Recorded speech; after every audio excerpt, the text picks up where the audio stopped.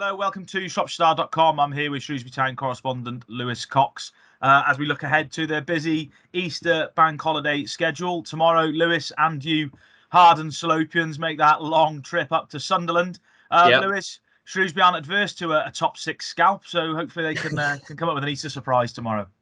Very good. They won't, recent results, wins, they won't go there fear in Sunderland. They're obviously a decent outfit. What are they, sixth in the division? Seem to have sorted themselves out under Alex Neil now, 8 unbeaten, I think, after a bit of a run of tough results, shall we say, after Lee Johnson left. But yeah, Town will, how can there's going to be 30,000 people plus in the stadium tomorrow, in League One. I do find that mind-blowing, to be honest. I think it's great for the players, isn't it? It's great for us to go. It's great for the division to have that kind of numbers. I think there have been countless examples, haven't there? This is Sunderland's 4th season in this division. Countless examples of clubs going up there, raising their game, turning it on, wanting to impress, wanting to scalp. Town will fancy that tomorrow, won't they? They're not an easy team to brush aside, to beat, to score against. And that fancy going and giving a performance of that Rotherham away ilk of late, which has obviously set Rotherham off the rails, and go and doing it up there. Why not? Great occasion. We're coming to the end of the season where things, if you've got nothing at the top or bottom to play for, you may step off the gas and things slow down. But I can't see that tomorrow in front, in such a big occasion, atmosphere, arena, all of that. So, looking forward to it. We got a point against Ipswich, a big side in the division last week. Yeah. If you offered Steve Cotterill a point now before he gets on the bus and they go up to Sunderland, would he take it? Honestly, my honest answer to that is I think no. Because I think he'll secretly, quietly. We didn't speak to him this morning at the press conference. Actually, it was first team coach David Longwell, and he actually said something similar, that the preparation this week and everything that's gone on the last couple of months, he fancies Town to be prepared enough to go and get a positive result. I think quietly the manager will fancy Town to cause an upset. They go into games to win them. No difference tomorrow. I think we've seen over the course of the season and those before it that Sunderland can be got at. Draw at the Meadow, wasn't it, in November, I believe, when Danudo scored an equaliser. But if you offered him a point, no, I'm not sure if that, when they went to leaders Rotherham a month or so ago, if you'd have offered him a point there. Rotherham were leaders, Sunderland are 6th, but then Rotherham were on a bit of a wobble, weren't they? And they have been on a decline since. So no, I think they'll fancy going and getting what would be a historic win as well, Johnny, actually, because I believe it's 7 Town trips to Sunderland without a victory. So that's obviously Roker Park and the new stadium. So yeah, that as well. It would be an historic day in the football club's history, wouldn't it? A side like that, a big side like that in the division, it would be a superb occasion. And the hundreds of Town fans that will be heading up there, what a brilliant way to mark a bank holiday weekend, on the ale with a victory like that to celebrate. Absolutely. In terms of team news, Lewis, Shaun Whalley, came off the bench. Super Shaun Whalley got his goal last week. Is he nearing a potential start? And what other sort of team news have you got? Yeah, that's a good question, actually. And you must have read my preview today. No, that I think that is the question, to be honest. Obviously, great equaliser last weekend from the bench. Still hasn't started since that return from injury in about a month. Sort of half a dozen cameos from the bench.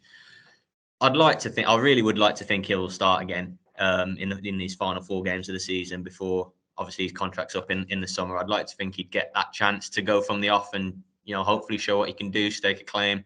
No better chance than giving him that after his heroics last weekend. Is a great goal, great moment, superb moment really. And if you think if he doesn't get the chance tomorrow, which of the final games will it be? I suppose interestingly the Easter Monday game in a few days' time is Doncaster at home, isn't it? Which is a very different game. You're talking a lowly struggling side, at home where Town are more comfortable and have better form.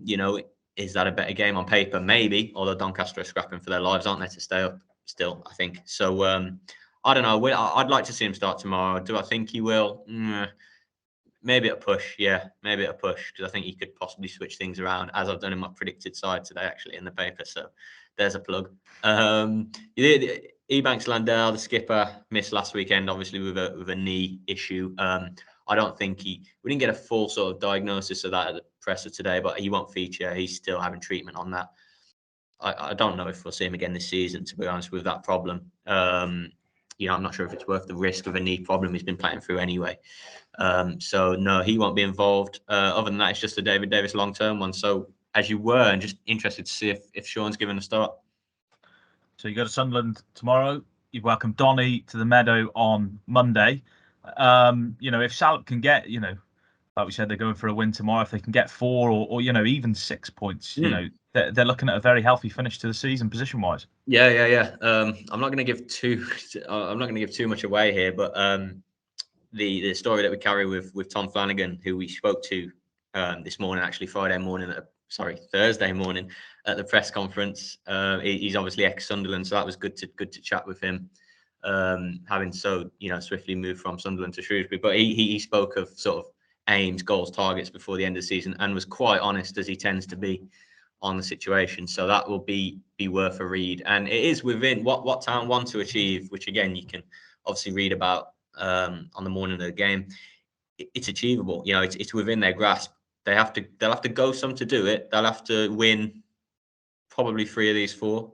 I would say certainly try and go unbeaten in them, but it's within their grasp. So something to fight for, which is what you want at this stage, isn't it? And yeah, I think looking at the table as I just did, they trail mid-table 12th by 5 points, I think it is. Teams above them, they'd fancy themselves to catch. Obviously, games running out, so say they take a 1 point or 2 point return from these 2 games. Obviously, they're not really gonna get anywhere. Difficult challenge on the final day at home to Wigan, isn't it? Who are coming to seal the title, to win the title in Shrewsbury. So that's a tough one. But yeah, what they want to achieve is within their grasp. And you're right. Historically, certainly recent modern day League One history, it would be a real marker of an achievement to get up near that 12th. It hasn't been done in all but bar the Poolhurst playoff season. So, it's something to strive for, isn't it? And something to hopefully keep the season alive, just like hopefully a historic result in Sunderland tomorrow. And obviously I suppose goalkeeper Marco Morosi and the defence are pushing for that clean sheet record, aren't they, in League One? So a couple of irons in the fire regards things they're going for. And yeah, hopefully there won't be too many sort of on the beach shouts in these final 4 games. They're still sort of pushing, fingers crossed. Well, yeah, slightly.